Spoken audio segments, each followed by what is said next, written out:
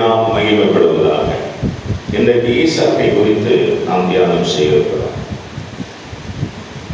ஆதியாகமம் 22வது அத்தியாயம். ஆதியாகமம் 22. ஈசாக்கை குறித்து வாசிக்கிறோம். கவனிக்க வேண்டும். 22வது அத்தியாயத்தில் சோதனம். ஆதியாகமம் 22.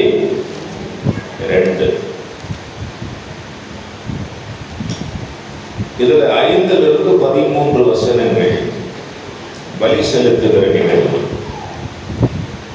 14லிருந்து 18 முடிய வசனங்கள் ஆசீர்வாதத்தை பெறுகிற நிகழ்வு.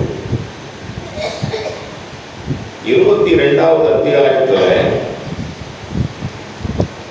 கர்த்தர் ஆபிரகாமிடத்தில் சொல்றார். ஆபிரகாமிடத்தில் கர்த்தர் சொல்றார், நீ என்ன செய், காலையில் எழுந்து பையனை கூட்டிட்டு போயிட்டு நான் காண்பிக்கிற அந்த குன்றின் மேல அவனை எனக்கு பலி செலுத்து அப்படின்ற ஒரு தேவனுடைய வார்த்தை அவனுக்கு வெளிப்படும். வேதத்தில் படிக்கிறோம், இந்த ஈசாக்கு ஆபிரகாமுக்கு ரொம்ப ரொம்ப ரொம்ப பிடிச்சமான ஒரு பையன்.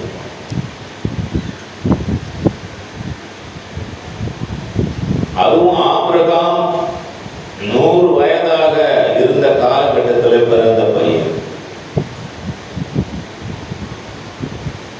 வாக்குத்தத்தத்தின் வெள்ள இந்த 100 வயதுல பிறந்த அந்த பையனை ஆபிரகாம் ரொம்ப நேசிச்சு வளர்த்தார். தேவன் மேல இருந்த அந்த பாசம் நேசம் எல்லாம் யார் மேல போயிடுச்சு? யார் மேல? ஈசாக்கு மேல போயிடுச்சு. அதனால தான் கொஞ்சம் நேரம் சில நேரம் சொல்லுவேன், ஜெபிக்கிற நேரத்தில் குழந்தைங்களை நிறைய என்ன பண்ணாதீங்க, கொஞ்சாதீங்க. கொஞ்சம்னா எல்லாரும் கொஞ்சலாம், தப்பு இல்லை. தேவனை கொஞ்சற நேரத்தில் சொல்லுங்க, பிள்ளைகளை கொஞ்சாதீங்க. பிள்ளைகளை கொஞ்சத்துக்குன்னு நேரம் இருக்கு. சில நேரத்தில் உன் குழந்தைய கொஞ்சாம இன்னொரு குழந்தைய கொஞ்சனா உன் குழந்தைக்கு எப்படி இருக்கான்? பயங்கர கோபம் வரும். ஆராதனை செய்கிற நேரத்தில், தேவனை துதிக்கிற நேரத்தில் வேற ஒரு விஷயங்களுக்கு முக்கியத்துவம் கொடுக்காதீங்க. இது ஜெபிக்கிற நேரம், ஜெபிக்கிறதுக்கு மட்டும் செலவு பண்ணுங்க. அல்லேலூயா.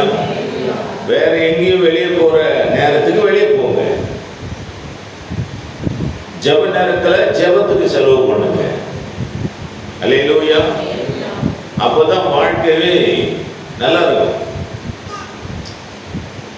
காலையிலிருந்து சாயங்காலம் வரைக்கும் வேலை செஞ்சுட்டு நைட்டில் மனைவி பிள்ளைகளோடு கூட வாழ்றோம், நல்லா இருக்கும். இல்லை நீ தனியாக படுத்துனது நைட் டியூட்டி போகிறோம்னு சொல்கிற குடும்பம் என்ன ஆகிடும்? நாசமாக போயிடும்.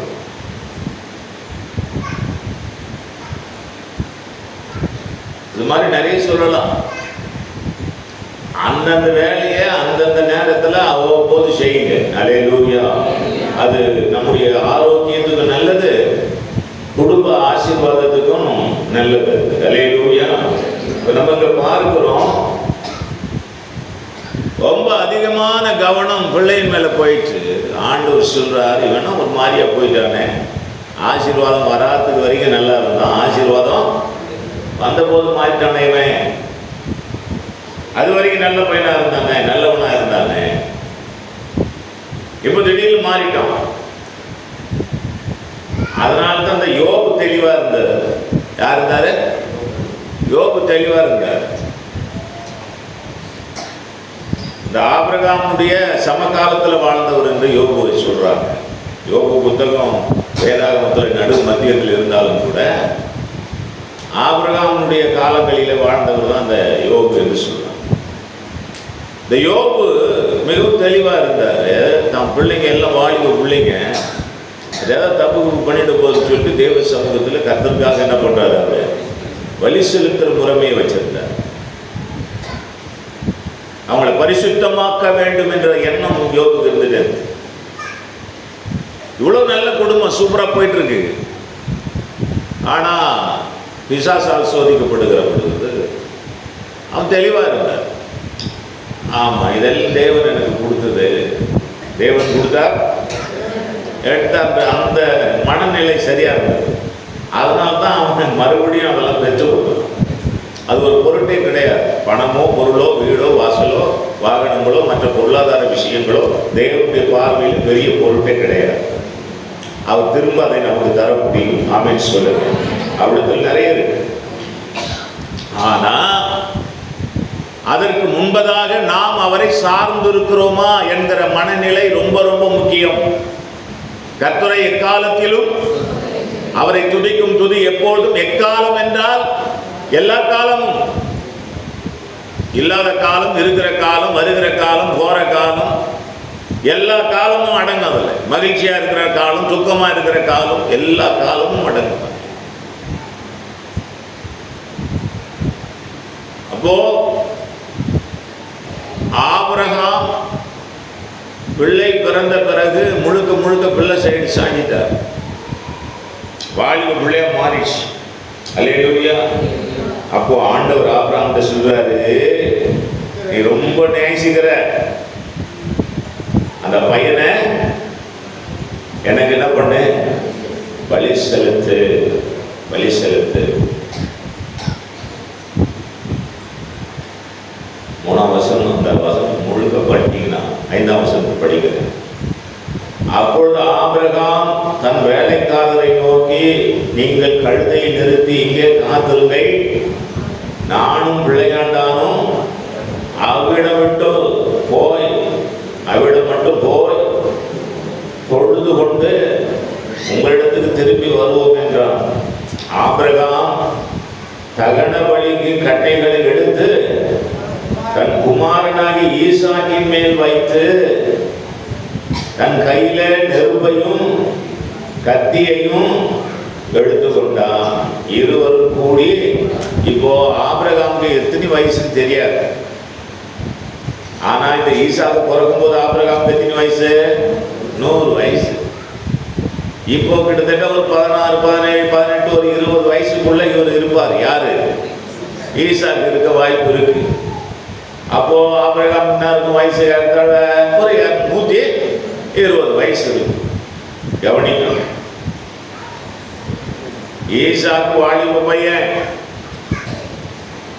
விறகெல்லாம் எடுத்து யார் மேல வச்சுட்டாரு? கழுதை வர்ற வரைக்கும் 3 நாள் கழுத பயணம். கழுதை தான் சுமந்து வந்தது. எதை? விறகு. இப்போ அதோடு நிறுத்திட்டு அதுக்கப்புறம் நடப்பயணம்.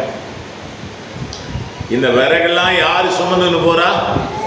ஈசாக்கு சுமந்து போற அளவுக்கு ஈசாக்கு வாலிபனா இருந்திருக்கிறார்.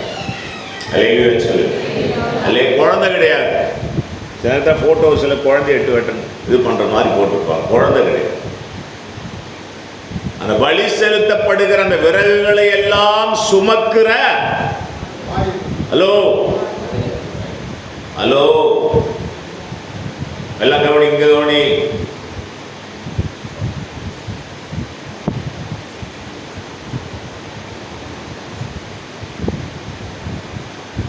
முழு விறகையும் சுமந்துக்கிட்டு போற அளவுக்கு, சுமந்துக்கிட்டு மலையை ஏறி போற அளவுக்கு நல்ல திடகார்த்தமான தைரியமான வாலிப பையன் ஈசா. கவனிக்க கொஞ்ச நேரம் பைபிளையும் என்னையும் கவனி. வேற எதையும் டச் பண்ணாது.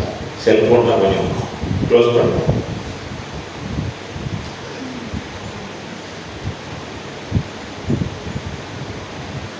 முழுக்க முழுக்க முழுக்க முழுக்க நல்ல திடகார்த்தமான அந்த வாலிபன் ஈசாக்கு இந்த விறகுகளை சுமந்து கொண்டு மலையேறி போகிறான். அல்லேலூயா சொல்லு. அல்லேலூயா. விறகு கட்டையை சுமந்து கொண்டு மலையேறி போனவர் புதிய ஏற்பாட்டில் ஒருவர் உண்டு. யாரு? நான் விறகுன்னு சொல்றேன். மரம் சொல்றேன். மரத்தை சுமந்து கொண்டு மலை மேல் ஏறி போன ஒருவர் உண்டு புதிய ஏற்பாட்டில். ஆண்டவராகிய இயேசு கிறிஸ்து. அல்லேலூயா சொல்லு. அல்லேலூயா. இப்படிலாம் கேட்டால் நாங்கள் எப்படி சொல்ல முடியும்? எப்படி கேட்டாலும் பதில் சொல்லணும். ஆமென் சொல்லுங்க. அப்படி உருவாக்கணும். அல்லேலூயா சொல்லுங்க. அல்லேலூயா. கவனிங்க. இப்போ விறகு சுமந்துன்னு போற வழியில் அப்பா கிட்ட பேசுறாரு. விறகு இருக்குது, நெருப்பு இருக்குது, வழி செலுத்துறதுக்கு ஆடு எங்கன்னு கேட்கிறார். அல்லேலூயா. இது நல்ல ஒரு ஞானம் உள்ள பையன், நல்ல வளர்ந்த அறிவாளியான பையன். ஆமென் சொல்லுங்க. குழந்தை கிடையாது. அதுக்கு அப்பா சொல்றாரு, அப்பா பலிய கர்த்தர் பார்த்து கொள்வார்ன்ற. அதையும் நம்பலாம் அந்த பையன். ஆமென் சொல்லுங்க. அல்லேலூயா. கவனிங்க. இதெல்லாம் நம்மளாண்டு இருக்கான்னு நம்மளை பார்த்துக்கிடணும். அவ்வளவுதான். அதுக்கு தான் இப்படி சொல்லிட்டு இருக்கிறேன். நல்ல கடகார்த்தமான பையன் விறகெல்லாம் வெட்டி அவன் மேல வச்சு மலையை ஏற சொல்றாரு. ஏறிட்டு போறான். கேட்கல, நீ கொஞ்சம் எட்டிக்க 4 கட்டைன்னு கேட்கல. நம்மளும் அந்த பங்கிட்டு இருப்போம். நீ பாதிய நாம் பாதியில் பங்கிட்டு இருப்போம். அவன் அப்படிலாம் செய்யல. மொத்த வரைக்கும் அவன் தான் சுமந்துன்னு போறான்.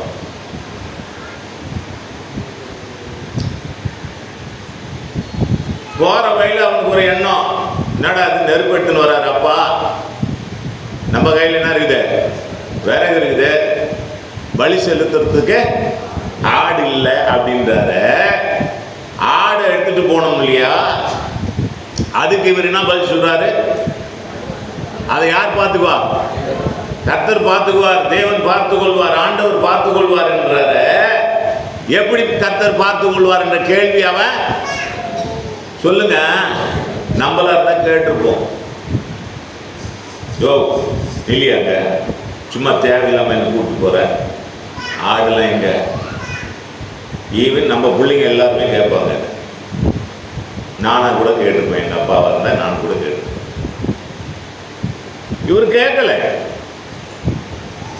அதாவது ஒரு மனிதனுடைய வாழ்வியல், விசுவாச வாழ்வியல், கர்த்தருக்குள்ளே வாழ்கிற அந்த வாழ்வியல் எப்படி இருக்கு பாருங்க. சூப்பரா போறாரு. போயிட்டாங்க, கிட்ட போயிட்டாங்க. இப்போ விறகெல்லாம் கொண்டு போயிட்டு என்ன பண்றாங்க? அடுக்கிறாங்க. அடுக்கிற அளவுக்கு விறகு. நீ விறகுனா ஒரு விறகு எடுத்து போனான்னு நினைக்கிறாங்க. என்னுடைய கணிப்பின்படி வெட்டி அந்த பலி என்ன பண்ணணும்? அந்த விறக எரிக்கணும். அந்த விறகு மேல பலி செலுத்தி அந்த பலியை எரிக்கணும். நெருப்படுத்தின்னு போறாங்க. அப்ப எரிக்கிற அளவுக்கு என்ன இருக்கணும்? விறகு இருக்கணும். அப்ப அந்த விறகு எவ்வளவு அதிகமா இருக்கும்? ஒரு டன்னாவது இருந்திருக்கும், அரை டன்னாவது இருந்திருக்கும். அரை டன்ன்றது 500 கிலோ, 1/4 டன்ன்றது 250 கிலோ. 10 கிலோ தூக்கின்னு நம்ம மலை ஏற முடியாது. இதெல்லாம் யோசித்து பாருங்க. அதை தூக்கின்னு அவர் போறார். இப்போ விறகுலாம் அடிக்காச்சு. இப்போ எதை அடுக்கணும்? மேலே வைக்கணும், ஆடு வைக்கணும். பலியை யார் பார்த்து கொள்வார்? இது யார் சொன்னது? ஆபிரகாம். அப்பா சொல்லியிருக்காரு. ஆனா அப்பா என்ன பண்றாரு? இப்போ பையனை கையில கட்டி எங்க வைக்கிறாரு? இந்த நிகழ்வை கொஞ்சம் யோசித்து பாருங்களேன். குழந்தையிலிருந்து நேசித்து வருகிறதான தகப்பன், என் உலகமே என் புள்ளதான் என்று நினைத்து கொண்டிருந்த ஆபிரகாம் இப்போது செய்கிற செயல் வேற மாதிரி இருக்கு.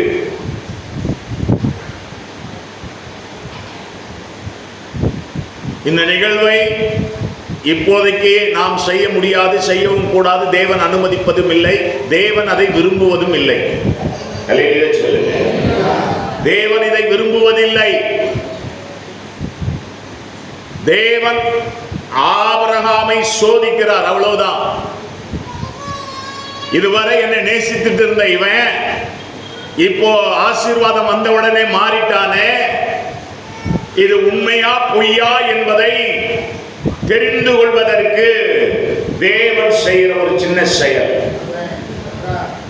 சில நேரங்களில் பிள்ளைகள் கேட்பேன், ஒரு முத்தம் கூட சாக்லேட் கொடுக்குறேன்னு சொல்லுவோம். பிள்ளை என்ன பண்ணோம்? முத்தம் கொடுக்கும். சாக்லேட் வாங்கின பிறகு கேட்டு பிறகு கொடுக்குதான்னு கொடுக்க, ஏன்னா அது தேவை முடிஞ்சு போச்சு. ஆனால் சில குழந்தைகள் 100 1 2 குழந்தைகள் அதற்கு விதிவிலக்கு வாங்கினாலும் கொடுக்கும். அதிகமான விசுவாச பிள்ளைகள் நாம் தேவனிடத்திலிருந்து ஆசீர்வாதத்தை பெறும்போது மறந்து நாம் போய்விடுகிறோம். வந்த 10 குஷ்டரோகிகளில் ஒருவன் மாத்திரம் திரும்பி வந்து ஆண்டவருக்கு நன்றி சொன்னான். 100 விசுவாசிகளிலே 10 பேர் நன்றி உள்ளவர்களாக இருப்பார்கள். மீதி 90 பேர் நன்றி இல்லாதவர்களாகத்தான் இருப்பார்கள். அதனால்தான் இதே ஆபிரகாம் தேவனிடத்திலே பரிந்து பேசுகிறான். அந்த தேசத்தை, அந்த நாட்டை, அந்த ஊரை அழிக்க வேண்டாம். தேவன் சொல்லுகிறார், 50 நீதிமான் இருந்தால் கூட நான் அந்த தேசத்தை அழிக்க மாட்டேன். இல்ல, அப்போ தேவனுடைய அந்த காரியம், அந்த விருப்பம், நாம் தேவனோடு சேர்ந்து இருக்க வேண்டும். நம்முடைய இருதயம் தேவனோடு இருக்க வேண்டும். நமக்கு பொருள் இருக்கலாம், இல்லாமல் போகலாம், பணம் வரலாம், வராமல் போகலாம், ஆசீர்வாதங்கள் வரலாம், வராமல் போகலாம். நம்முடைய இருதயம் ஆசீர்வாதத்தின் பின்னாடி ஓடிவிடக் கூடாது, தேவன் பின்னாடி தான் ஓட வேண்டும். ஆசீர்வாதம் என்பது நம் பின்னாடி வர வேண்டும். அப்போ இந்த ஈசாக்கை கட்டி வச்ச உடனே இந்த ஈசாக்கு என்ன பண்ணல? வாயை கூட திறக்கலன்னு தான் இருக்கு பைபிள். அல்லேலூயா, ஆமென். கர்த்தருடைய நாமம் மகிமைப்படுவதாக. ஏசாயா தீர்க்க தரிசன புத்தகம்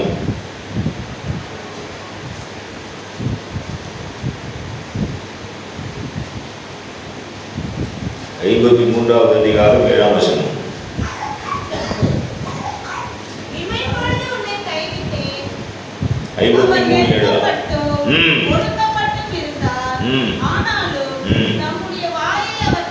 வாயை அவர் திறக்கவில்லை, அடிக்கப்படும்படி கொண்டு போகப்பட்டார். ஒரு ஆட்டுக்குட்டியை போல சத்தமிடாதிருக்கிற ஆட்டு குட்டியை போல. அப்போஸ்தலர் 8:32 இந்த வசனம் இருக்கு. அவர் ஒரு ஆட்டை போல, சத்தமிடாதிருக்கிற ஒரு ஆட்டு குட்டியை போல வாயை திறக்கல பாருங்க. யோ யோ யோ நித்யா என்ன பண்ற அப்படின்னு நம்ம பையன் என்ன பண்ணிருப்பான்? கேட்டிருப்பான். ஆனா ஈசாக்கு கேட்கவில்லை. கையை ரெண்டும் கட்டுறாரு, உதறிட்டு ஓடல. காலை ரெண்டும் கட்டுறாரு, உதறிட்டு ஓடல. அல்லேலூயா. அவனுக்கு புரிஞ்சு போச்சு, இந்த ஆளு நம்மள கையை காலை கட்டுறான், இந்த ஆளு யாரை தான் வெட்ட போறான்? நம்மளை தான் வெட்ட போறான்னு சொல்லிட்டு ஈசாக்குக்கு தெளிவா புரிஞ்சிச்சு. இந்த ஈசாக்கு ஆபிரகாமுக்கு தன்னை அர்ப்பணித்தானோ இல்லையோ, இந்த ஈசாக்கு தேவனுக்கு தன்னை முழுவதும் அர்ப்பணித்தான். அல்லேலூயா. கவனிக்கணும். சாதாரணமா தேவன் ஒருவனை உயர்த்தி விடுவது இல்லை. ஆபிரகாமுக்கு அப்புறம் ஏன் ஏசாவை சொல்லல? சாரி, இஸ்மவேல சொல்லல. ஈசாக்கு இடத்துல தான் தேவன் சந்ததியை பெருக பண்ணுகிறார்.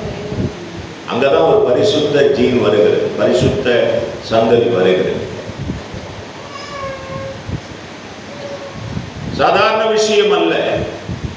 இந்த ஈசாக்கு எப்படி இயேசுவுக்கு ஒரு முன் அடையாளமாக இந்த ஈசாக்கு இங்கு காணப்படுகிறார். இயேசு சிலுவையை தானே சுமந்து சென்றார். இயேசு அந்த சிலுவையிலே அடிக்கப்படும் போது அல்லேலூயா அவர் எழுந்து ஓடிடலை. கவனியுங்கள், ஒரு ஆட்டை போல இயேசு அடிக்கப்பட்டார் என்று வேதம் நமக்கு சொல்லுது. அல்லேலூயா.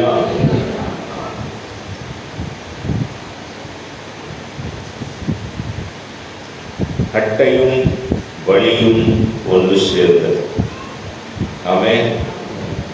கட்டை வலியாகி ஈசாக்கு. எபிரேயர் நிருபம் 11வது அத்தியாயத்தில் 17வது வசனம் 18, 19, 20 படி.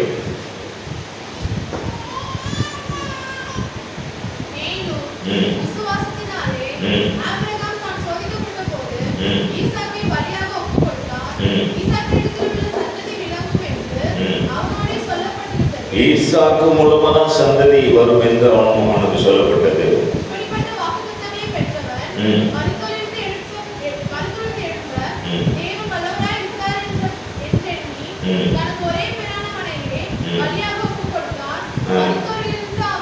ஒரே பேரான குமாரனாகிய ஈசாக்கை ஆபிரகாம் பலியாக ஒப்பு கொடுத்தது போல இயேசுவையும் தேவன் ஒரே பேரான தன் குமாரனாகிய இயேசு கிறிஸ்துவை நமக்காக ஆண்டவர் பலி செலுத்தினார். அல்லேலூயா. சரி, அப்போ நாம் ஒன்றை நினைவில் கொள்ள வேண்டும். இயேசு நமக்காக நாம் பலியாக வேண்டிய இடத்துல இயேசு பலியாக மாறுகிறார். இதுதான் ஏசாயா தீர்க்க தரிசன புத்தகம் 53:5 படியுங்கள். காயப்பட்டு நம்முடைய அக்கிரமங்கள் நிமித்தம் நொறுக்கப்பட்டார். ஆக்கினை ஆண்டவராக இயேசு மேல வந்தது. அவருடைய தழும்புகளால குணமாகிறோம். நாம் பலியாக வேண்டிய இடத்துல நமக்காக இயேசு பலியானது போல ஈசாக்கு பலியாக வேண்டிய இடத்துல ஒரு ஆடு பலியாக மாறியது. அல்லேலூயா. அதைதான் நாம் இங்கே வாசிக்கிறோம். ஆண்டவர் அவனை தடுத்து நிறுத்துகிறார். 11வது வசனத்துல ஆபிரகாமே ஆபிரகாமே என்று கூப்பிட்டார். இதோ அடியேன் என்றான். அப்பொழுது அவர் பிள்ளையாண்டான் மேல உன் கையை போடாதே, அவனுக்கு ஒன்றும் செய்யாதே. நீ அவனை உன் புத்திரன் என்றும் ஏகசுதன் என்றும் பாராமல் எனக்காக ஒப்பு கொடுத்தபடினாலே நீ தேவனுக்கு பயப்படுகிறவன் என்று இப்பொழுது அறிந்திருக்கிறேன்.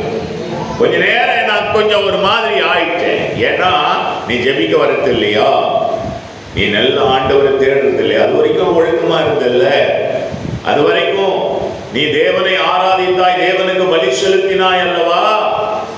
ஆனால் ஆசீர்வாதங்கள் வந்தபோது விட்டு ஓடி போனாயே. ஒரு வேளை நீ என்னை மறந்துட்டாயோன்னு நினைச்சம்மா.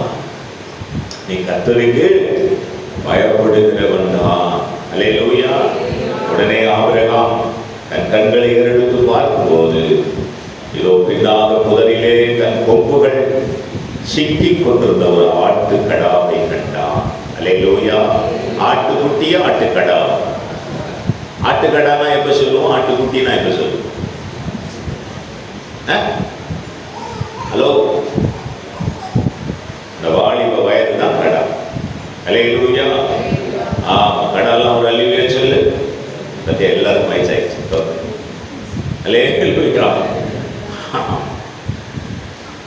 நல்ல திடகார்த்தமான ஒரு வாலிபனாக இந்த ஈசாக்கு இருந்தார். ஆனாலும் தெய்வ சித்தத்துக்கு தன்னை அர்ப்பணிக்கிறார். வேதம் புதிய ஏற்பாட்டை சொல்ற ஜீவனை இழக்கிறவன் கிறிஸ்துவின் நிமித்தம் ஜீவனை எவன் இழக்கிறானோ அந்த ஜீவனை பெற்றுக்கொள்வான். ஆண்டவருக்காக உன்னை அர்ப்பணிச்சு பாரு. ஆண்டவர் அந்த அர்ப்பணிப்பு உண்மையாக இருந்தா உன்னை உயர்த்துவார், உன்னை விடுவிப்பார். போலியா இருக்கக்கூடாது. போலி கிறிஸ்தவர்கள் அத்தனை பேரும் கடைசி காலங்களில் விழுந்து போவார்கள். நல்ல தெரிஞ்சுக்க, விசுவாசமே அதுதான் அன்னைக்கு ஜெயிக்கும். விசுவாசம் இல்லைன்னா விழுந்துருவான். ஆடம்பர கிறிஸ்தவர்கள், ஆரவாரம் பண்ணுகிற கிறிஸ்தவர்கள் எல்லாம் இருக்கிற வரைக்கும் ஓடும் அவங்க வண்டியில் தான். அல்லேலூயா சொல்லுங்க, அல்லேலூயா. இருக்கிற வரைக்கும் ஓடும். பாரு, உன்னை மறுதளிக்கிறான் பாரு, அவனுக்கு எல்லாத்தையும் கொடுத்துட்டீங்க அதனாலதான் அப்படின்னு பிசாசு சொன்ன அந்த ஒரு காரணத்தினால, இல்லை இல்லை நீ நினைக்கிற மாதிரி என்னுடைய யோபு கிடையாதுன்னு ஆண்டவர் அங்க நிரூபணம் பண்ணுகிறார். யோபும் அதை நிரூபிக்கிறார். அந்த கிறிஸ்தவம் தான் இன்னைக்கு ஜெயிக்கும். அல்லேலூயா, ஆமென். மனுஷகுமாரன் வரும்போது விசுவாசத்தை அப்படின்னா இருக்காது. ஒரு சிலர் அன்னைக்கு இருக்கும், அது ஒரு சிலர் நம்மளா இருக்கணும். நம்ம இடத்த நம்ம என்ன பண்ணிக்கிட்டோம், தக்க வச்சுக்கிட்டோம். அதுதான் நேற்றுக்கு சொன்னேன், நம்ம இடத்த நம்ம தக்க வச்சுக்கிட்டோம். பணம் பொருள் வந்தாலும் சரி போனாலும் சரி அதை பற்றி கவலை கிடையாது. விசுவாசத்துக்கு பார்த்துக்கிட்டு ஒரு வேலை இன்னைக்கே செத்தாலும் விசுவாசத்தோடு இருந்து செத்தணும். அல்லேலூயா சொல்லு, அல்லேலூயா, அல்லேலூயா. அதை பாச சாவை பற்றி பேசுகிறேன், இதை பற்றி பேச நீ 100 நாள் இருக்கணும், 100 வருஷம். நீ இதுக்கு பயந்த இன்னும் நடக்குன்னே தெரியாது. கர்த்தருடைய சித்தம் இல்லாமல் என் தலையில் இருக்கிற ஒரு முடியாகிலும் கீழே விழாது.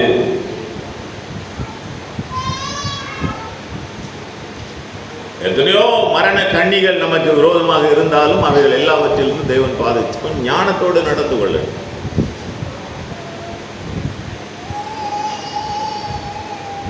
கவனிக்கும், ஈசாக்கு வாய் திறவாத ஒரு ஆடை போல தன்னை அர்ப்பணித்தார்.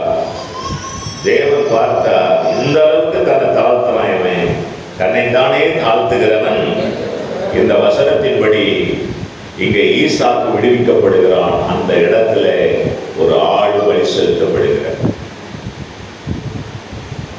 அந்த ஆடு எங்கிருந்து வந்ததெல்லாம் தெரியாது, திடீர்னு வந்தது. ரட்சிப்பும் மீட்பும் அப்படிதான் வரும். ஆண்டவராகிய இயேசு நமக்காக நம்மை மீட்டுக் கொண்டார், ரட்சித்தார். நாம் மரிக்க வேண்டிய இடத்தில் அவர் நமக்காக மரணத்தை ஏற்றுக்கொண்டார். இனி பலி செலுத்த வேண்டிய அவசியம் கிடையாது.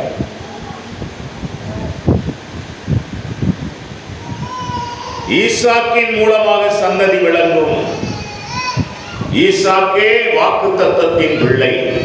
அல்லேலூயா. ஈசாக்கு மூலமா என்ன விளங்கும்? சந்ததி விளங்கும். ஏனென்றால் ஈசாக்கு பயபக்திக்குரிய, விசுவாசத்துக்குரிய, ஜெப வாழ்வு உடைய, நம்பிக்கை உடைய, பக்தி உடைய, பரிசுத்தம் உடைய ஒரு மனிதன். இதெல்லாம் உணர்ந்து இருந்தது. எனக்கு ஈசாக்கு ரொம்ப ரொம்ப ரொம்ப பிடிக்கும். அல்லேலூயா. ஏன் பிடிக்கும் தெரியுமா? ஏன் பிடிக்கும் தெரியுமா? வேதத்தில் ஈசாக்கு அவர் மட்டும்தான் ஒரே மனைவியோடு வாழ்ந்தார். கரங்களை தட்டி கர்த்தரை மகிமைப்படுத்துங்கள். அல்லேலூயா, அல்லேலூயா. ஒரே மனைவியோடு வாழ்ந்தவர். ரெபேக்காவை எனக்கு நல்லா பிடிக்கும்.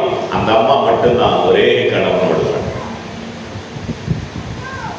அதனால தான் இன்னைக்கும் கல்யாணம் பண்ணும்போது இவங்க 2 பேரையும் டச் பண்ணாம கல்யாணமே கிடையாது. பரிசுத்தம் விவாகம் நடக்கிற நேரங்களில எங்கேயாகிலும் இவங்களை அங்கங்க டச் பண்ணிடுவாங்க. செய்தியா இல்லைன்னா கூட, ஆண்டவரே ஈசாக்கு ரெபேக்கால் போல இவங்கன்னா இருக்கட்டும் சொல்லிடுவாங்க. இவ்வளவு முன்னுதாரணமாக இருப்பதற்கு காரணமே ஈசாக்கு இடத்தில் இருந்த நல் ஒழுக்கம். ரொம்ப முக்கியம். இந்த ஒழுக்கம் ரொம்ப முக்கியம். ஒழுக்கம் யாக்கோபு 2ஆம் அதிகாரம் 3ஆம் வசனம். அல்லேலூயா. ஒழுக்கம் அப்படியா? ஒழுக்கம் விழுப்பம் தரலாம். ஆமா, ஒழுக்கக்கேடான விஷயங்கள் நிறைய இன்னைக்கு சபையில பெருகி போச்சு. இப்படிலாம் இருக்கக்கூடாதா, அப்படிலாம் இருக்கக்கூடாதா, இப்படி இருந்தா என்ன, அப்படி இருந்தா என்ன, நம்மளே கேட்டுக்கிறோம், நம்மளே ஏமாத்திக்கிறோம். ஏன்? நம்மளாண்ட இருக்கிற கெட்ட பழக்கத்தை நம்மளால விட முடியல. அதை அதை அதை நம்ம என்ன பண்ணிக்கிறோம், அது சரின்னு ஒத்துக்குன்னு போயிடும். யார் வந்து கேட்க போறாங்க? நம்மள ஒருத்தரும் கேட்க போறது இல்லை. அல்லேலூயா. அவ்வளவுதான். சின்ன சின்ன பாவம் தான் பெரிய பாவத்துக்கு நேராக நம்மை நடக்கும்.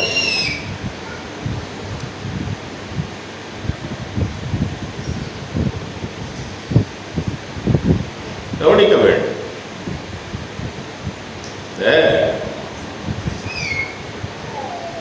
யாக்கோபு தான் குடும்பத்தோடு கூட இன்னொரு ஊருக்கு போறாரு. அங்கே போன உடனே அவங்க வீட்டில் ஒரு பொண்ணு இருந்தது. அந்த பொண்ணு பேசுனா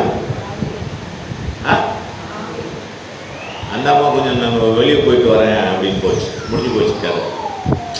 அதுதான் பைபிள் தெளிவாக சொல்லுது, போவாதன்னு. நான் போனா என்ன, நண்டா என்ன, வந்தான் போ. அதாவது ஒரு சின்ன விஷயம்தான், அதுதான் பிற்காலத்தில் பெரிய பாவத்துக்கு நேராய் நம்மை நடத்துகிறது. எல்லாத்துக்கும் நல்வொழுக்கம் சார்ந்த விஷயங்கள் வேணும், நல்வொழுக்கம் சார்ந்த காரியங்கள் வேணும். அல்லேலூயா, அல்லேலூயா. நான் நிறைய முறை சொல்றேன், பிரசங்கிக்காத எந்த வார்த்தைகளும் பாவங்கள் தான் என்னை பொறுத்தவரை. நீ செய்யறல்ல அது பாவம் இல்லைன்னு சொல்றல்ல, அதை பிரசங்கம் பண்ண முடியுமா? உன் பிள்ளைங்களுக்கு சொல்லு, உங்க குடும்பத்தாரை கூட்டு சொல்லு, செய்யுங்க இது மாதிரி செய்யுங்க அப்படின்னு. அப்போ அது ஏதோ உனக்கு இடிக்குது இல்ல, அப்ப இடிக்குதுன்னா அது என்னது? பாவம். பாவம்.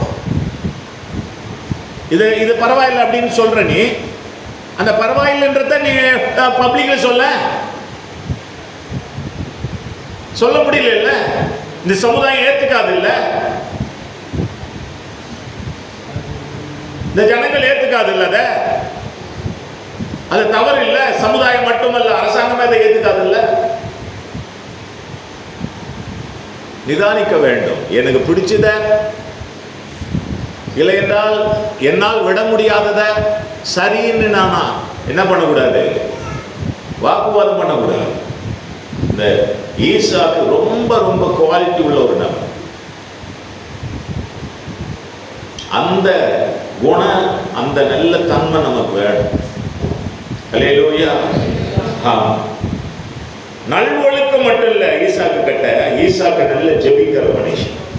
அல்லேலூயா சொல்லுங்க. எவன் ஒருவன் நல்லா ஜெபிக்கிறானோ அவங்ககிட்ட பிளஸ் நல்வொழுக்கம்.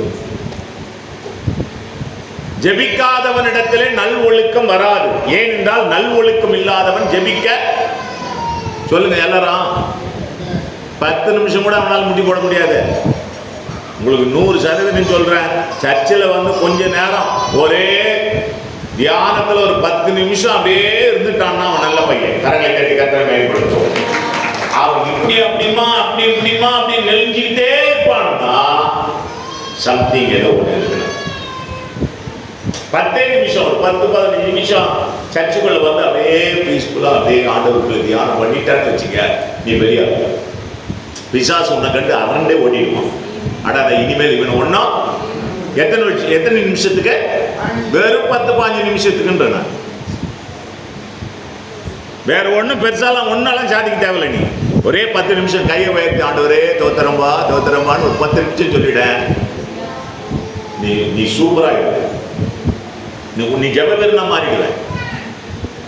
ஆனா இதுக்கு இடையில நம்ம என்னென்னமோ பண்ணி, இதுக்கு இடையில யாருன்னா மிஸ் கால் கொடுத்துறாங்கன்னு சொல்லி செக் பண்ணி எடுத்து பார்த்து, யாருன்னா மெசேஜ் ஏதாவது வந்துக்குதான்னு பார்த்து முடிஞ்சு போச்சு.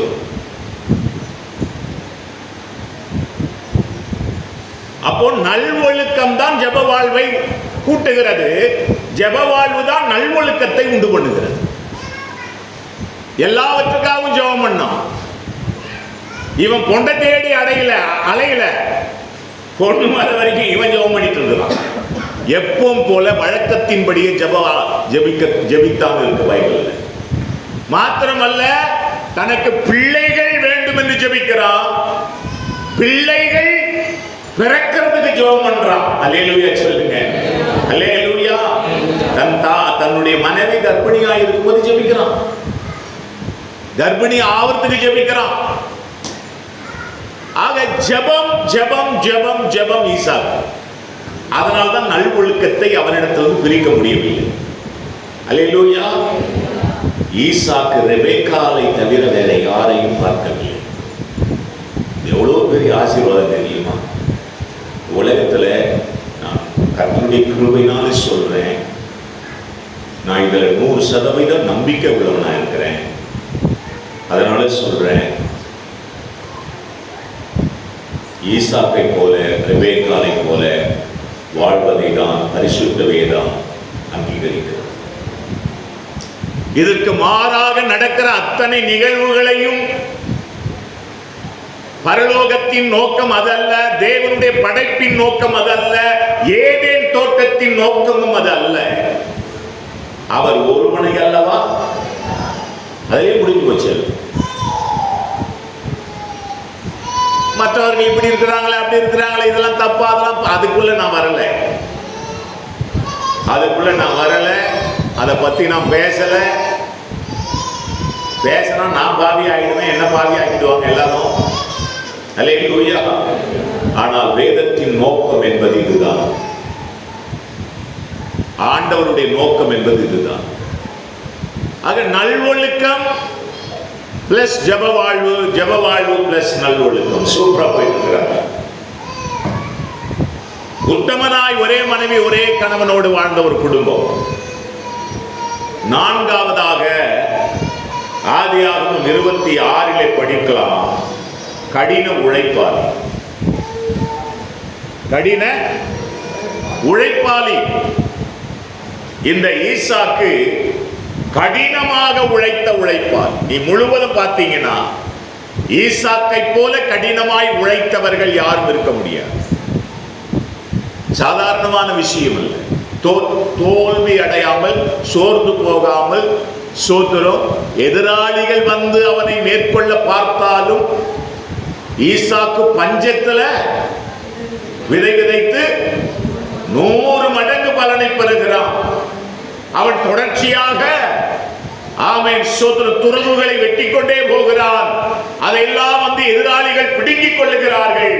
ஆனாலும் அவன் சோர்ந்து போகவில்லை, போயிட்டே இருக்கிறான். கர்த்தர் என் கூட இருக்கிறார். ஏன் நான் கைட்டு செய்யறதெல்லாம் கர்த்தர் ஆசீர்வதிப்பார். அல்லேலூயா.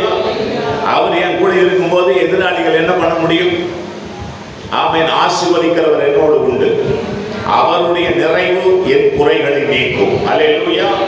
அவருடைய ஆமென் சம்பூர்ணத்தினால் அவர் என்னை ஆசீர்வதிக்கிறவர், பரிபூரணத்தினால் ஆசீர்வதிக்கிறவர், அவருடைய பலகணிகளினால் என்னை ஆசீர்வதிக்கிறவர்.